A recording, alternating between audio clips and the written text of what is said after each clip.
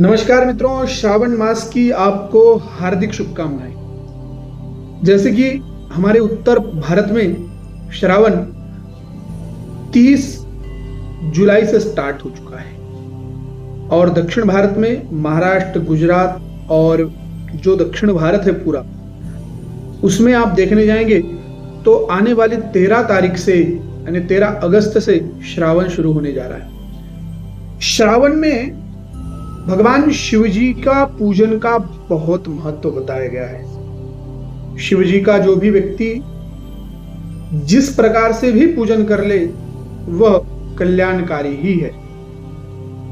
एक लोटा जल भी अगर वह रोज श्रावण में भगवान शिव जी को अर्पण करता है और पंचाक्षर मंत्र का जाप करता है, नमः शिवाय या फिर शिवाय नमः, इस मंत्र का कंटिन्यू अगर वो जाप करता है तो उसके जीवन में भगवान शिव जी की दिव्य कृपा उसे प्राप्त होती है। परंतु इसी श्रावण मास में भगवान शिव जी के पार्थिव पूजन का बहुत बड़ा महत्व बताया है। पार्थिव पूजन का मतलब है कि मिट्टी के शिवलिंग बनाकर और भगवान शिव जी को पाद्य, अर्घ, धूप, दीप, पंचोपचार, षोडशोपचार जिस प्रकार से हो सके उस प्रकार से पार्थिव भगवान का पूजन करना। पार्थिव शिवलिंग का महत्व सुवर्ण, रजत, पारद आदि जो शिवलिंग है उनसे भी अधिक बताया गया है। व्यक्ति इस मिट्टी के शरीर से, जिसे हम पार्थिव शरीर कहते हैं, जैसे कोई भी व्यक्ति मृत हो जाता है तो आपने सुना ही होगा कि उसका पार्थिव शरीर कहा जाता है। पार्थिव अर्थात मिट्टीमय शरीर। तो ये शरीर का और मिट्टी का बहुत बड़ा संबंध है और उसी संबंध को भगवान तक पहुंचाने का जो मार्ग है वह पार्थिव शिवलिंग है। जैसे कि आप सभी जानते हैं देवशयनी एकादशी आती है, उसके तुरंत बाद कुछ ही दिनों में भगवान शिव जी का महीना जिसमें शिव पार्थिव पूजन का महत्व हो जाता है। जैसे ही श्रावण पूर्ण होता है फिर गणेश जी का महीना आ जाता है, गणेश जी के पार्थिव पूजन का समय शुरू हो जाता है। उसके बाद पितृपक्ष आता है, पितृपक्ष के बाद दुर्गा माता अर्थात शारदीय नवरात्रि, उसका भी महत्व बहुत अच्छा बताया गया है। तो इसमें हर एक पूजन में पार्थिव का बहुत महत्व है। अर्थात ये जो चौमासा है इसमें पार्थिव पूजन करने के लिए शास्त्रों ने उपदेश किया है। ये जो समय है ये भजन साधनाओं का समय होता है। पहले के समय में जो भी यात्री रहते थे, जो तीर्थ यात्रा करते थे, साधु सन्यासी जो सन्यास लेते हैं, वो भी ये 4 महीने चतुर्मास में कहीं पर भी दूसरे जगह नहीं जाते थे। एक ही जगह रहकर भगवान का चिंतन, सुमिरन, भजन, पूजा ये करते रहते थे। सन्यासी को एक जगह टिकने के लिए नहीं बताया, परंतु इस 4 महीने में सन्यासी को एक ही जगह रुककर और भगवान की भक्ति करने के लिए कहा गया। क्योंकि शिव पूजन, गणपति पूजन और दुर्गा पूजन, पितरों का पूजन, ये हमारे लिए बहुत ही दिव्य फल प्रदान करने वाला होता है। इसके लिए ये समय सार्थक करिएगा।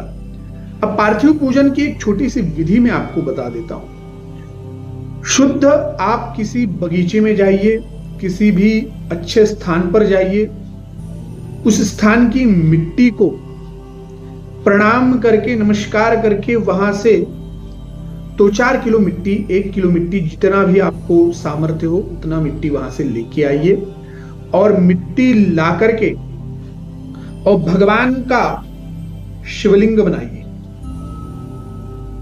एक बड़ा शिवलिंग बनाइए, उसके बाजू में आप 12, 21, 25 ऐसे छोटे छोटे अंगूठे के आकार के और इतने ही बड़े छोटे छोटे शिवलिंग भी बनाइए।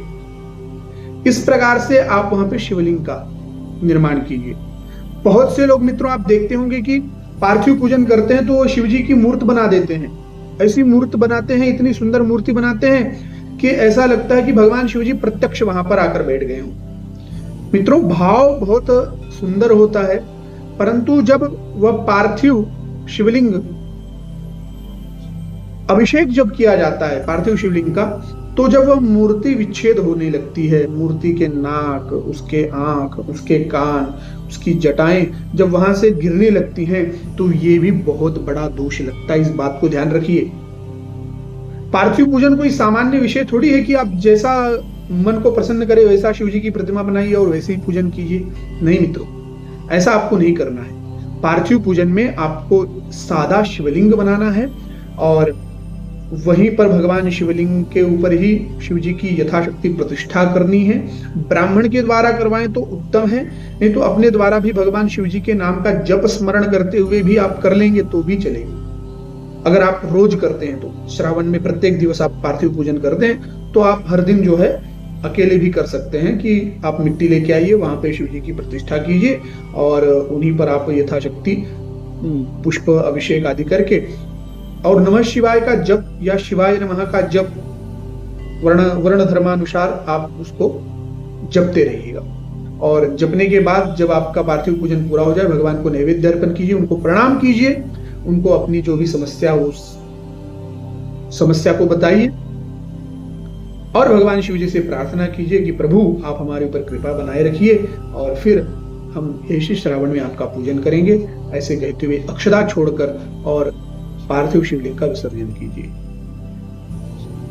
ध्यान रखिएगा, जब आप मिट्टी लाएं तो मिट्टी को पवित्र करने के लिए गंगा जल और गोमूत्र का प्रयोग कर लीजिए, जिससे जो अशुद्धियां होती, क्योंकि मिट्टी तो हमें पता नहीं होती कौन सी जगह की अच्छी, कौन सी, हम खोज के लाते हैं कि अच्छी मिट्टी मिले, परंतु अगर उसमें कुछ भी गंदगी या फिर भी कुछ दोष है तो उसके निवारण के लिए आपको ध्यान रखना है कि आपको उसमें गौमूत्र और गंगा जल का प्रक्षेपण कर देना है, थोड़ा सा उसमें डाल देना है, जिससे वो मिट्टी भी पवित्र हो जाए। इस प्रकार से आप इस श्रावण मास में पार्थिव शिवलिंग का पूजन कीजिए। आपको जीवन की सभी जो भी समस्याएं हैं उन समस्याओं से समाधान होगा, सब समस्या दूर हो जाएगी और भगवान शिव जी की अहेतुकी कृपा प्राप्त होगी, बहुत अच्छी कृपा प्राप्त होगी और आनंद आपको प्राप्त होगा। पार्थिव शिवलिंग का पूजन करने से यह लौकिक सुखों की प्राप्ति तो होती है, परंतु पारलौकिक भी सुख हमको प्राप्त होते हैं। मित्रों, वीडियो अच्छी लगी हो तो मित्रों में शेयर कीजिएगा, चैनल को सब्सक्राइब कीजिएगा। जय श्री राम, हर हर महादेव।